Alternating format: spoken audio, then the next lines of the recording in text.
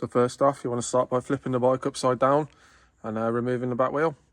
Little tip for you, if you drop it down into the lowest gear, it does help removing the wheel so the chain doesn't get tangled up in the freewheel.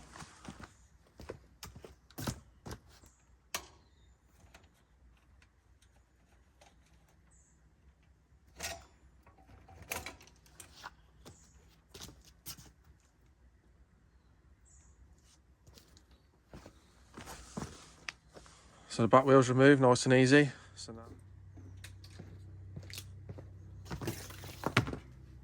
this is the 2000W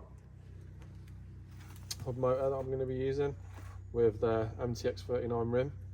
I think I'm probably going to remove these stickers just because it doesn't match the aesthetics of the bike. So what I've done, I've just put a little bit of grease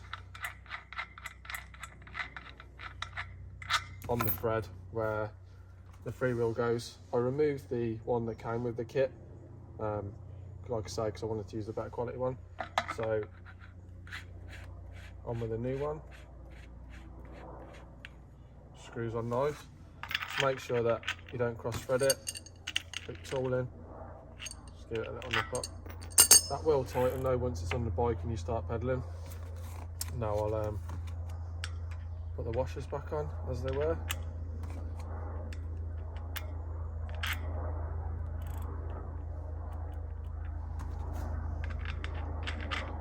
There we go.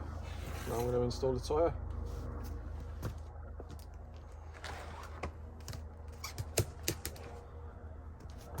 So what I like to do, just OCD, aesthetics, I like to try and have the writing. Sometimes you get down here, maybe you get two, just one. I like to have this in line with the valve hole. So I've got the valve hole here. So yeah, tyres all pumped up. Just one thing to note, make sure you put the tyre on the right way if it's a directional tyre. So then, now I need to remove your disc from the original wheel. Unless you want to install a new disc, it's completely up to you. So you've got to note that some discs come with Allen key and some are a Torx. So if it's a Torx, obviously you're going to make sure you're going to need your Torx pieces. I know that not everybody has them, but if you can get hold of some, that's perfect. Obviously when you're undoing these, make sure that it's pushed in tight. So obviously if you round them off, it's quite difficult to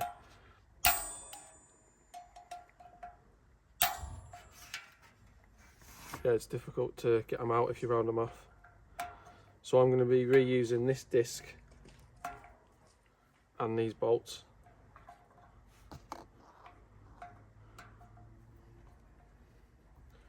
I don't want to reuse the ones on the hub motor. I prefer to use these ones as I reckon they'd probably be better quality.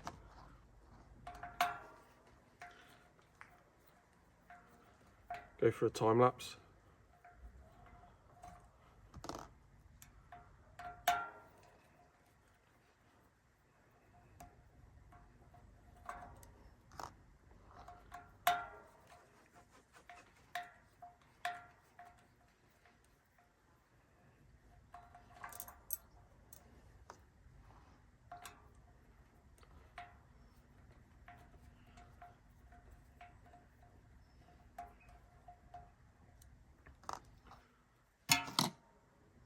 So make a note of your disc brake. When it's got the text on it, that means it's facing up. And try not to touch it because you don't want to contaminate it. Just hold it around the edges or in the middle like that. So set that to one side.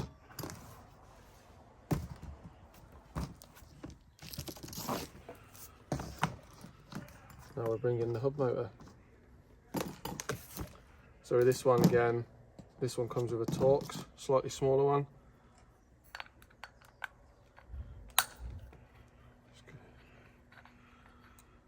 So it's really important that when you are installing your new disc brake that you do not use this plastic spacer. You need to remove it. It will just cause you so many problems if you leave it on. If for whatever reason your disc brake needs spacing out, maybe use some washers behind the disc, because this is only plastic. So what happens is if you bolt your disc down to that, it compresses, and then your disc will have a slight bit of movement in it when you're braking. It's just no good, so you need to get rid of it. So I'm not using those.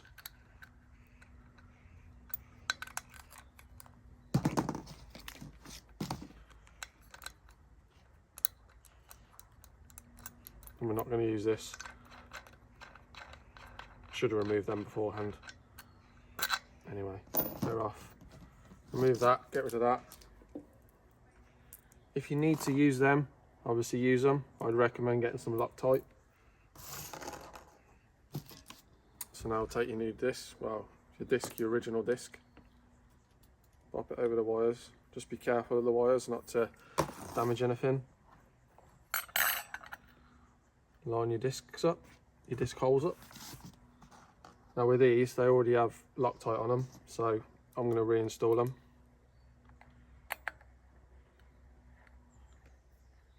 If they don't have Loctite on though, you need to get some Loctite.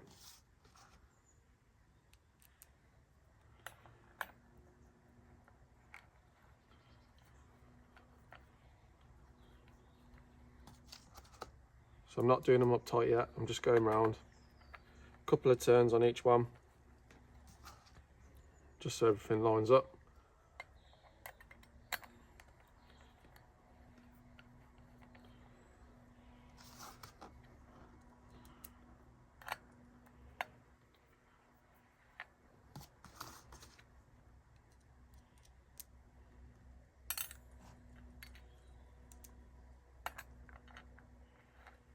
So I've got all 6 in now. So I'm pretty happy. That's good position.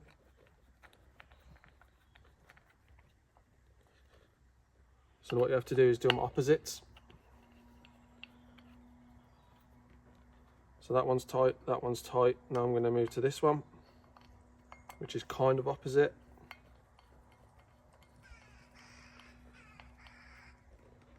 That one's tight. Now I'm going to jump over to this one, which is the opposite. Tighten that one down. Now I'll move over to this one. Tighten that one down. I'll go over from that one to the opposite one. There's that one. Tighten that one down.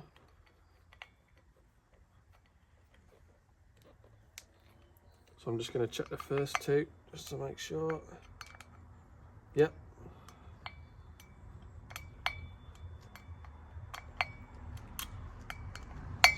All 6 are nice and tight.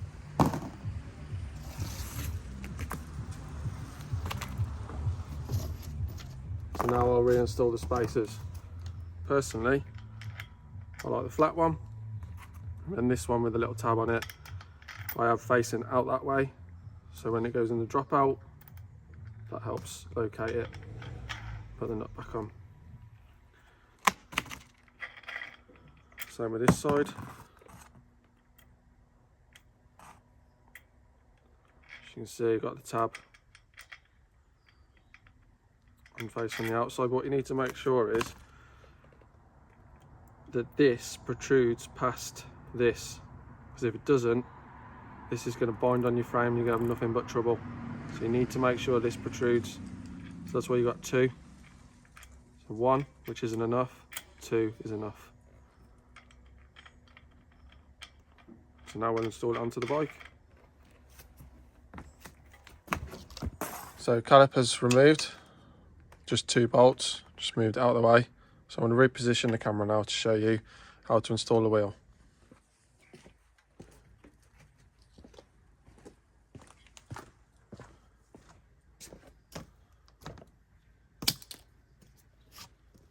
So this is personal preference.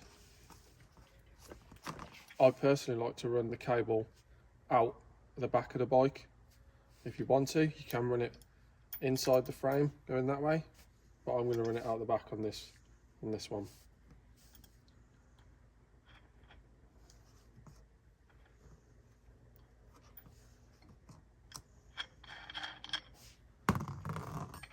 So I'm going to remove both nuts.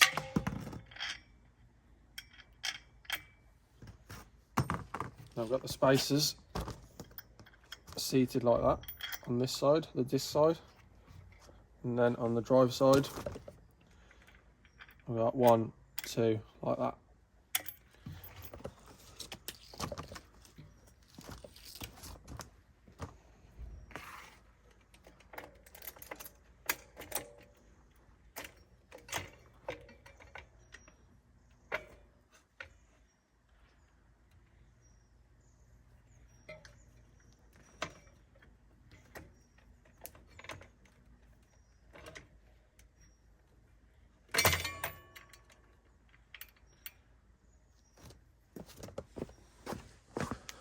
So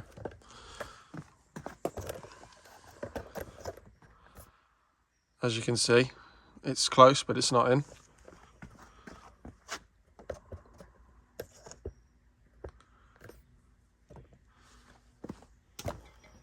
So what I'm going to do on this side, I'm going to take one of those out for now. I'm just pulling the frame, pushing the axle with the palm of my hand. Same on this side. There we go. It's dropped in. So what I'm going to do now is just check the alignment on the caliper.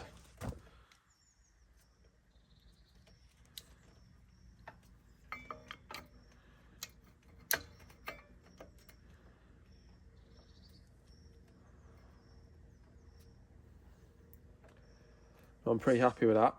What I would do, if I wasn't happy, I would put another spacer in there. But on this occasion, I'm going to leave it. And what I'm going to do is have this spacer on the outside. I'm just going to take it off for now. So I'm going to now bolt the caliper back on.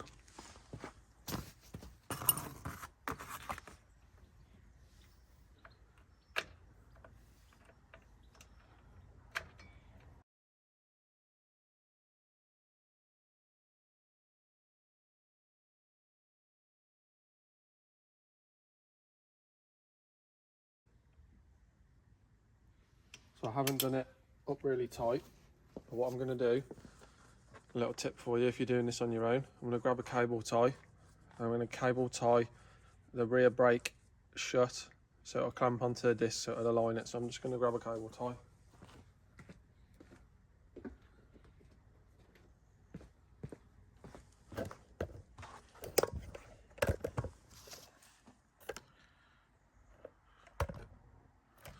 The rear brake.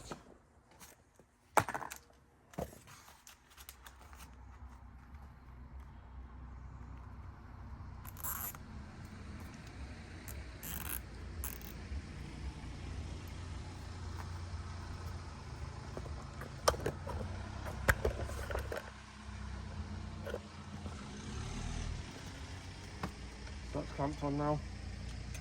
I'm going to tighten it up.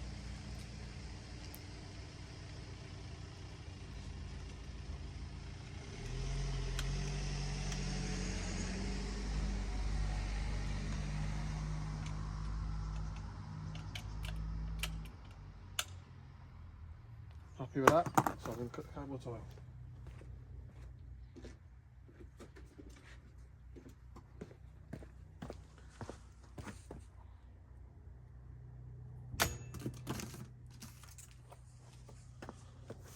So I'm just going to bring you in for a close-up, and I want to show you how your axle should be seated.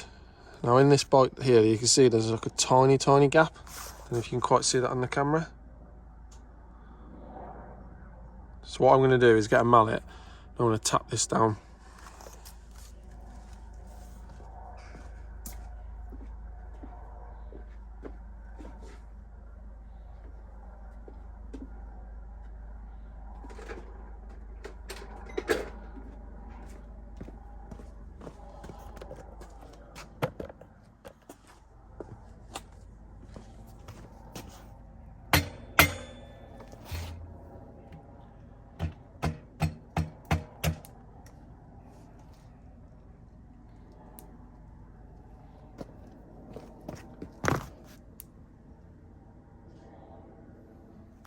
So that's better now.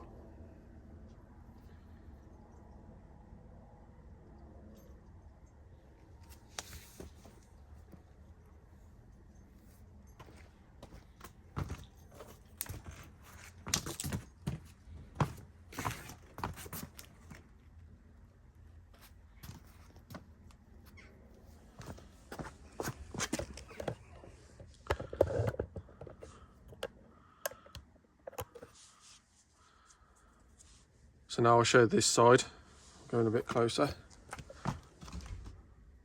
As you can see, there's a small gap there.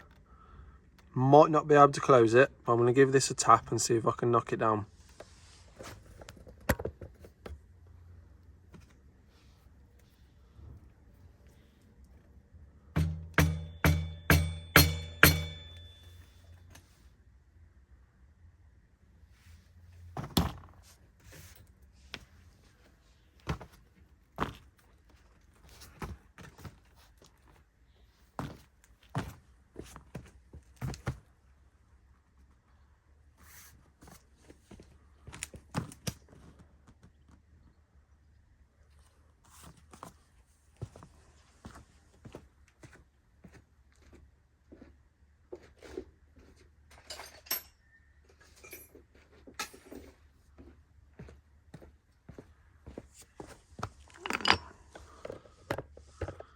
So I can't quite close the gap with the mallet, so I'm going to use a screwdriver and a hammer.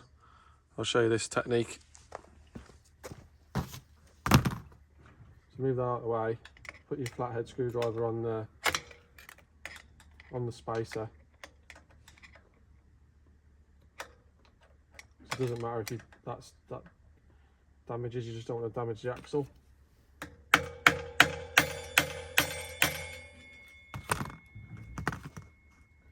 That's better.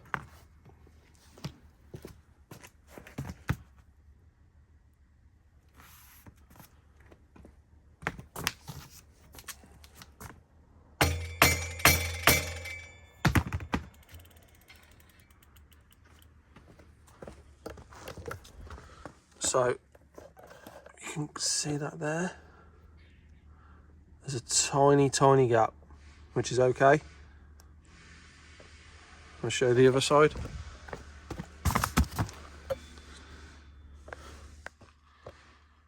Again, there's a small gap there,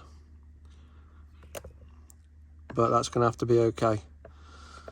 So now it's time to install the torque arm. So this is the torque arm kit that comes with the wheel kit. You've probably seen these before. If not, this is what they look like. So it's quite thick. M14, so it'll fit over the axle. So the idea is that goes over the axle, that bolts to that, and then you use this clip then to clamp it to your frame. Personally, I don't like clamping it to the frame. If you can help it, try not to, but if you've got to, then obviously clamp it to the frame. So we'll move up to the bike's axle and I'll show you some different orientations. So with this one, the only real way I can find that it'll fit best is like this. So that'll go on there like that. Then you've got your arm of your M6 bolt. Just for it to go like that. Obviously you've got to leave a bit of space for your nut to go on. So let's just say when you do the nut up, like that. Then the only way that I can really see is best is to put the clamp around there and around there to hold it. Just for an example for you guys, but obviously, you know, you could spend a bit more time and try different ways of trying to fit it on. Like you could have it like that, and then what you could do is drill a hole in there and then put a hole straight through, bolt it. Obviously you got this sticking out. If you've got access to maybe a grinder or saw, you can cut it off to make it look a bit cleaner. But that's the only real way I can kind of work out for it to go, because it can't go like that, it's going to hit the frame. Goes like that, it's hitting the frame there. So it's just a matter of playing around with it and trying to find out what's best. But what I'm going to do, I've purchased a different type of torque arms, which I'll show you now. So these are the torque arms that I've purchased. They're 6mm thick and they got a different shape to them. So in the kit you get some spacers, some 2.5mm spacers, some 1.5mm spacers, and then some M5 bolts to bolt it to the frame. So what I've done, I've got a few pairs of these. I've already prepared one which I've painted black so it matches the bike, so I'm going to show you how I'm going to install that now. So out of the kit I've got these two washers, one slightly thicker than the other, which gives me about the right thickness for what I'm about to do. So as you can see, I've got the tab washer on first, then I'm going to slide these two on, which then, if I bring you over, you can see that this is now in line with this where I'm going to bolt it to. Actually, I am going to bolt it to the one that's further down. So I'm just going to go and get my one that I've prepared. This is the torque arm. I painted it black just so it blends in.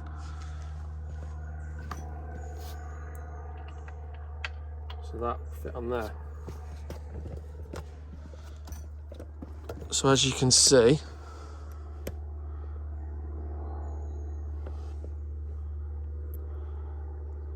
that now is sitting flat.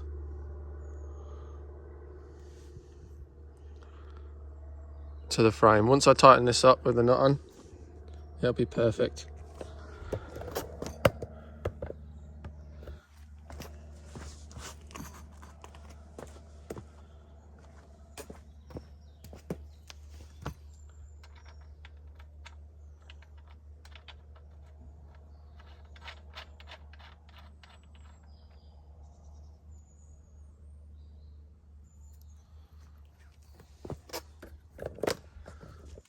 So there you go.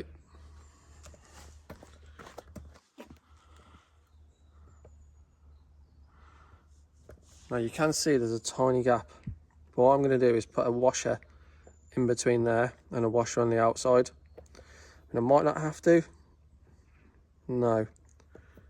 I'm going to leave the washer out. So I'm going to show you what I'm going to do now.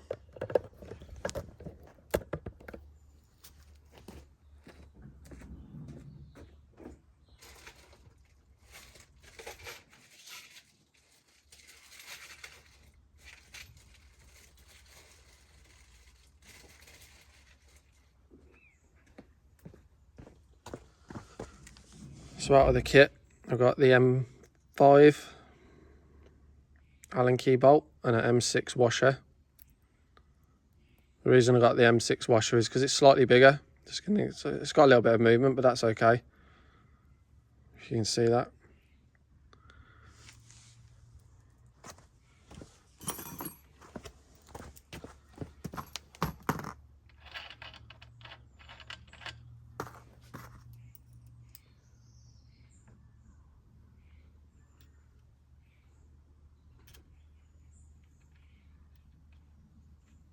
So what I'm doing now is bolting that into the M5 thread that's already on the frame. These are obviously to hold a rear rack, but we're not having a rear rack on this bike, so you might as well utilise them.